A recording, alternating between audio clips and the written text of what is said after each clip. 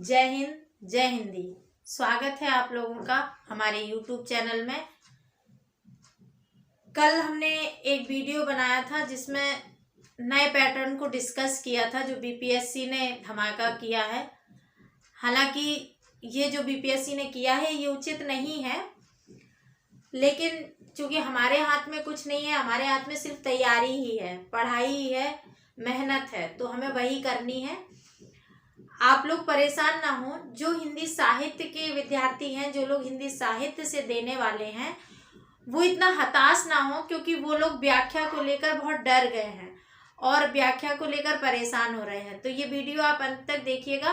आप एकदम परेशान मत होइए, हम आपके साथ हैं और हमसे जो बन पड़ेगा आपके एग्जाम के लिए हम कोशिश करेंगे कि आपके लिए ये लाभदायक हो। आज हम कुछ इम्पोर्टेंट टॉपिक पर डिस्कस करेंगे कि उन्हें तैयार करके आप आशा कर सकते हैं कि आप एग्जाम क्रॉस कर सकते हैं। वैसे तो सब कुछ अंधेरे में है, क्योंकि हमें खुद ही नहीं पता है कि जो शॉर्ट क्वेश्चन है वो कितने कितने नंबर के होंगे, कितने शॉर्ट होंगे, मतलब 25-25 नंबर का होगा या 10-10 नंबर का होगा, कुछ आइडिया नहीं है। तो चूंकि तीर अंधेरे में ही चलाना है, लेकिन चलाना तो है ही। अब हम युद्ध के मैदान में खड़े हैं तो पीछे तो हट नहीं सकते हैं। इतना पढ़ रखा है कि बिना लिखे आ नहीं सकते। आप लोगों से एक बात और कहूंगी, बहुत ज्यादा समय नहीं लगेगा।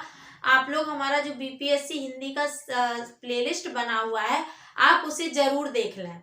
हम इसलिए नहीं कह रहे हैं कि हमारे वीडियो बहुत चल जाएंगे। आप सभी जानते हैं कि यूट्यूब पर हम बहुत कम ही एक्टिव रहते हैं, तो हमें ये लालच बिल्कुल नहीं है कि हाँ, अच्छा तो लगता ही है, ज्यादा लोग देखते हैं, ज्यादा लोग कमेंट्स करते हैं, ऐसा नहीं है। हम भी चूंकि मानव ही हैं, तो जो मानव इच्छाएं होती हैं वो हमारी भी हैं, लेकिन हमें इसलिए हम ये बात कह रहे हैं कि वो प्लेलिस्ट आप लोग देख लीजिएगा, क्योंकि अब समय कम है और सिलेबस कहीं ना कहीं अब आपको ज्यादा पढ़ना पड़ेगा। पहले होता था कि फिक्स था, आपको 6 में से 3 प्रश्न करने होते थे, तो भाषा विज्ञान अगर तैयार है तो खंड का कंप्लीट हो जाता था। लेकिन अब थोड़ा सा डाउट की कंडीशन है, तो अब आप अगर वो प्लेलिस्ट देख लेंगे तो आपको मोटे मोटे हेडिंग के तौर पर एक समझा हुआ तरीका दिमाग में सेट रहेगा, तो आप उसे अपने शब्दों में भी लिख ले जाएंगे और वो कम समय में देख पाएंगे। पढ़ने में, याद करने में ज्यादा समय लगेगा, उसको देखने में आपको कम समय लगेगा। आधा घंटे के वीडियो है, आधा घंटे से ऊपर तो कोई वीडियो है ही नहीं, उससे कम ही है। तो कोशिश कीजिएगा कि आप वो वीडियो देखकर, अगर आपको लगे कि आप लाभ पा रहे हैं तो देखिएगा, अगर आपको लगे कि आपका समय बर्बाद हो रहा है तो मत देखिएगा। आज हम बात करते हैं जो न्यू पैटर्न है, जो नया परीक्षा का पैटर्न आया है बीपीएससी का। उसमें कल भी हम बात किए थे, आप सबको पता भी है कि खंड का और खंड खा दोनों में 3-3 प्रश्न होंगे। पहला प्रश्न जो शॉर्ट क्वेश्चन का होगा, दूसरे प्रश्न में एक प्रश्न अथवा दूसरा प्रश्न, तीसरे में भी ऐसे ही एक प्रश्न अथवा दूसरा प्रश्न में से एक करना होगा। सेम कंडीशन यहाँ भी है, ये शॉर्ट होगा। इस पर हम कल बात कर चुके थे, पर लिखने का कारण दूसरा है इसलिए लिख रही हूं। और छठवां, और ये आपको पता भी है, इस पर हम डिस्कस भी कर चुके थे, ये आपको पता भी है। समस्या यहाँ ज्यादा है, क्या पूछा जाएगा, और ये कंपलसरी है। यहाँ ये समस्या है कि पहले हमें 6 प्रश्न, पूरे 6 प्रश्न में से 3 करने होते थे, तो हमारे पास चॉइसेस ज्यादा थी। अब हमें 2 में से 1 चुनना होगा, तो कहीं ना कहीं चॉइस घट रही है। यहाँ भी वही स्थिति है। दूसरी चीज, व्याख्या खंड को लेकर लोग परेशान हैं। अभी तक व्याख्या कंपलसरी नहीं होती थी, इसलिए सारे स्टूडेंट, मतलब मोस्टली स्टूडेंट व्याख्या स्किप करके क्वेश्चन तैयार कर लेते थे। पर अब डाउट में हो गया है कि ये प्रश्न अगर व्याख्या का होता है तो करना ही होगा। यदि इन प्रश्नों में भी पहला प्रश्न काव्य की व्याख्या,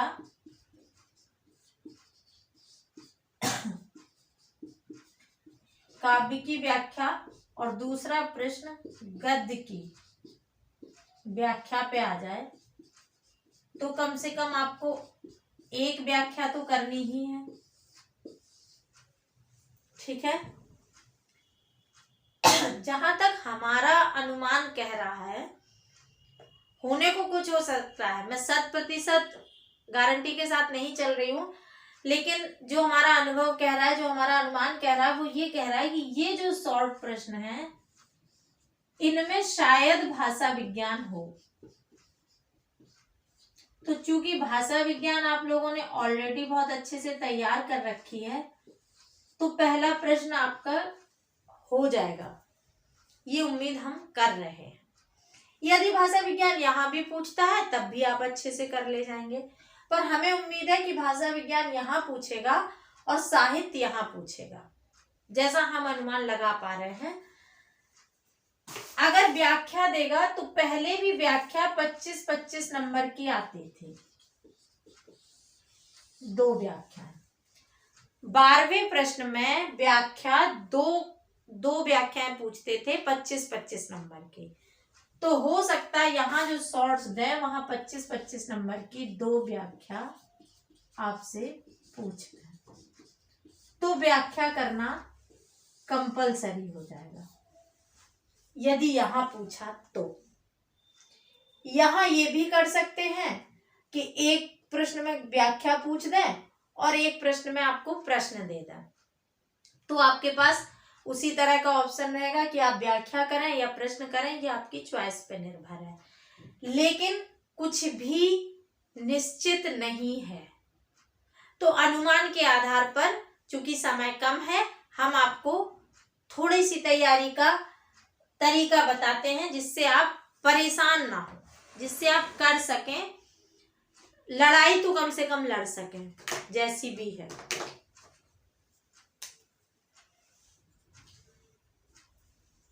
यहाँ बात करें हम खंड का में, तो भाषा विज्ञान आपको पूरा तैयार करना है, ये हमने पहले भी बोला था, क्योंकि 3 प्रश्न आते थे। अब अगर शॉर्ट्स में भी आते हैं तो आप उन्हें बुलेट फॉर्म में पॉइंट बनाकर लिख दीजिएगा, जरूरी नहीं है कि आप उनको डिटेल लिखें, जिस तरह का पूछा जाए। अच्छा, कितने पेज का लिखना है ये आपको, जैसे अभी 36 पेज की कॉपी मिलती थी आपको और 6 प्रश्न होते थे, तो 6 × 36, एक प्रश्न को 6 पेज मिलते थे। लेकिन कोई पेज छोटा बड़ा भी हो जाता है, पीछे आप एक रफ भी कर लेते हैं, तो अनुमान लगा के चला जाता कि 5 पेज में एक प्रश्न लिखना चाहिए। छोटे पेज होते हैं दोनों तरफ। किसी ने मुझसे पूछा था कि बीपीएससी की कॉपी का पेज कैसा होता है, जैसे हमारे A4 साइज के पेज होते हैं। पेज तो A4 साइज जैसा ही होता है, दोनों तरफ इस तरह से हाशिया बना रहता है, बहुत कम होती है जगह, और पेज बहुत अच्छा नहीं होता है। क्वालिटी जो पेज की होती है वो बहुत अच्छी नहीं होती है, और जो लोग जेल पेन से लिखते हैं या उस तरह से, वो अपनी आदत मिटा लें, क्योंकि बिहार पीसीएस में बॉयल पॉइंट पेन से ही लिखना है और एक ही पेन का यूज करना है। आप पेन भी बार बार नहीं बदल सकते। तो मैं पेज के बारे में बात कर रही थी कि आपको जैसे अगर 36 पेज की कॉपी मिलती है तो एक प्रश्न को आप 5 पेज दीजिए। यहाँ शॉर्ट्स के जो क्वेश्चन है इन्हें आप 6 पेज दे दीजिएगा, सभी प्रश्नों को मिला के डिवाइड कर लीजिएगा, 1.5 पेज का या 1 पेज का, जैसे भी लिखना हो 6 पेज में समेट लीजिएगा। ठीक है, ये हो गई कि कितने पेज में लिखना है। स्टूडेंट का प्रश्न रहता है, इसलिए मैंने इस पे बात की। अब मैं बात करती हूँ, इसको अभी खंड खा को हटा के हम अभी खंड का पर ही बात करते हैं।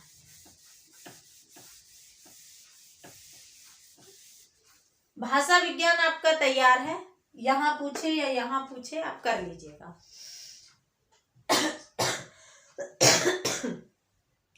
सॉरी, मेरी तबीयत बहुत खराब है, लेकिन आप लोगों की परेशानी को देखते हुए मैं जबरदस्ती वीडियो बनाने की के लिए खड़ी हुई हूँ, दवाई पी के। तबीयत में इस सेंस खांसी बहुत है, तो बोलने में समस्या हो रही है।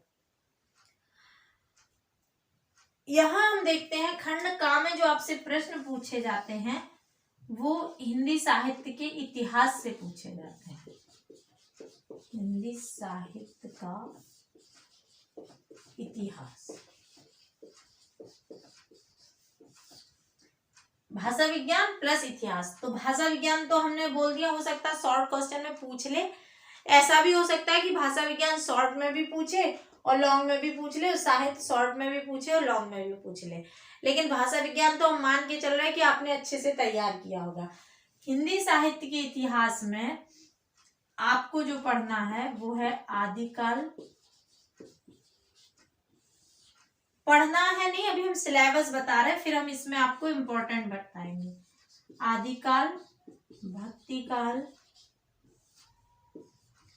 छायावाद, प्रयोगवाद,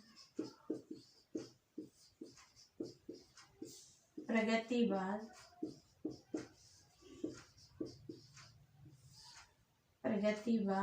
छायावाद, प्रयोगवाद, प्रगतिवाद, कहानी, नाटक, उपन्यास, आलोचना,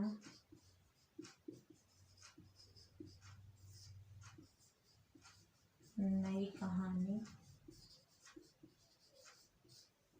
नई कविता।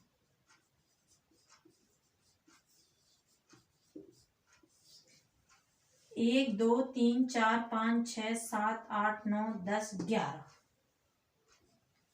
इतने टॉपिक हैं, पर समय बहुत कम है।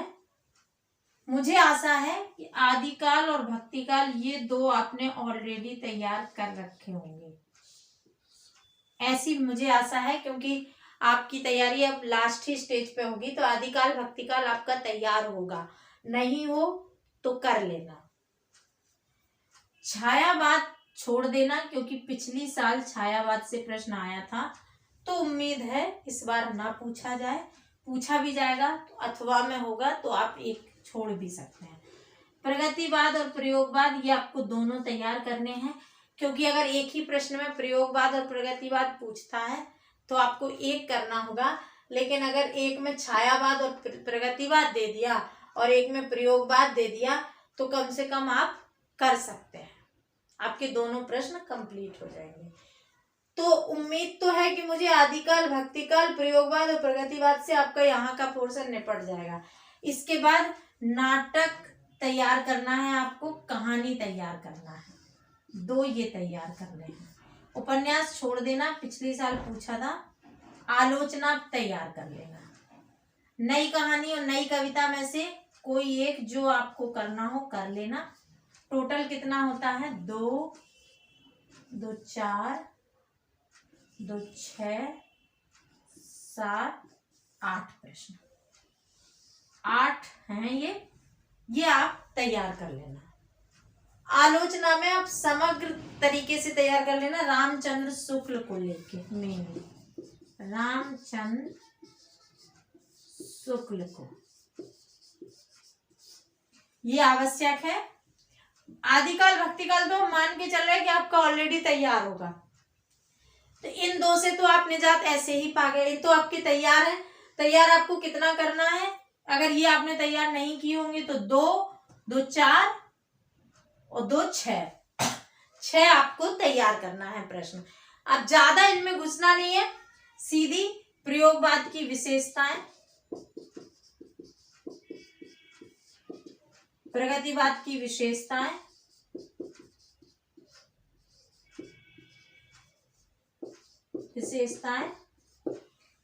कहानी और नाटक का उद्भव और विकास,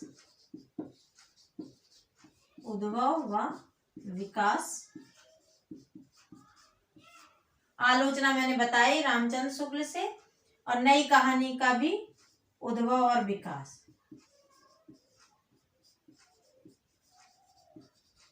ये प्रश्न आपको खंड का में तैयार करना है। ध्यान से समझिएगा, भाषा विज्ञान आपको तैयार करना है। भाषा विज्ञान में भी हम आपको जो पिछली साल पूछा गया है उसे छोड़ के तैयार कर लेना, ठीक है। भाषा विज्ञान में जो पिछली साल पूछा गया है 66वीं में, उसे छोड़कर भाषा विज्ञान तैयार कर लेना। इतना ध्यान रखना, इसमें इतना तैयार कर लेंगे, गारंटी से आपका खंड का में आपका कोई भी प्रश्न नहीं छूटेगा। और ये कठिन नहीं है, हम आपसे डिस्कस भी करेंगे। अभी वीडियो लगातार आएंगे हमारे, आप लोग एकदम परेशान ना हो, इन पर हम और डिस्कस करेंगे डिटेल में। अभी सिर्फ हम आपको टॉपिक डिस्कस कर रहे हैं कि ये टॉपिक आप पढ़ लीजिएगा। ये तो खंड का हुआ। खंड खा में जो है, इसे मिटा देते हैं, स्क्रीनशॉट लेना है ले लीजिए। बात करते हैं खंड खा में।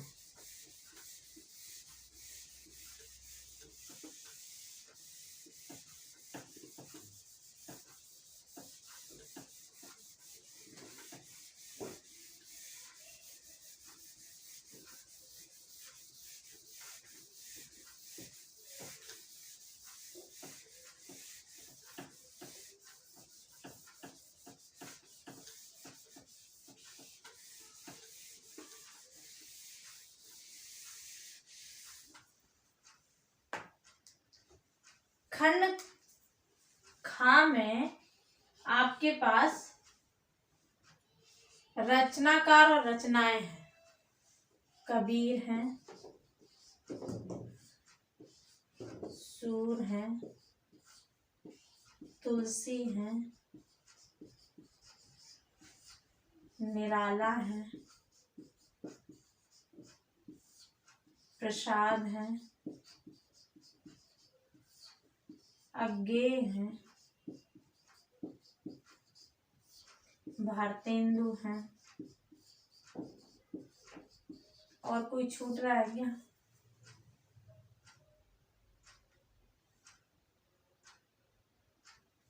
प्रेमचंद।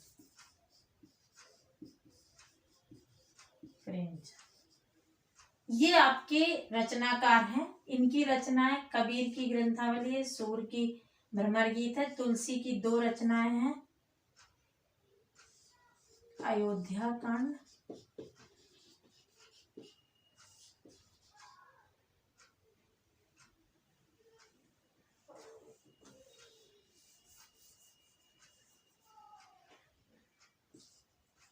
अयोध्या कांड,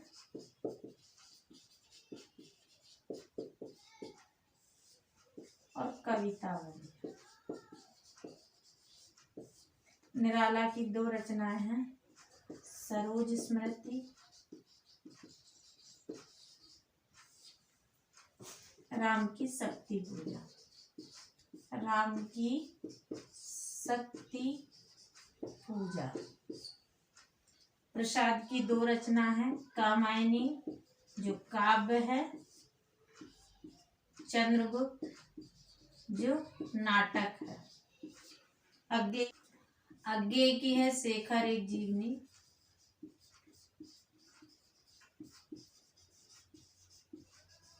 शेखर एक जीवनी। भारतेंदु की है अंधेर नगरी। और प्रेमचंद की कहानी प्लस गोदा। कोई छूट रहा है क्या? हाँ, मुक्तिबोध। मुक्तिबोध की एक कविता है अंधेरे में।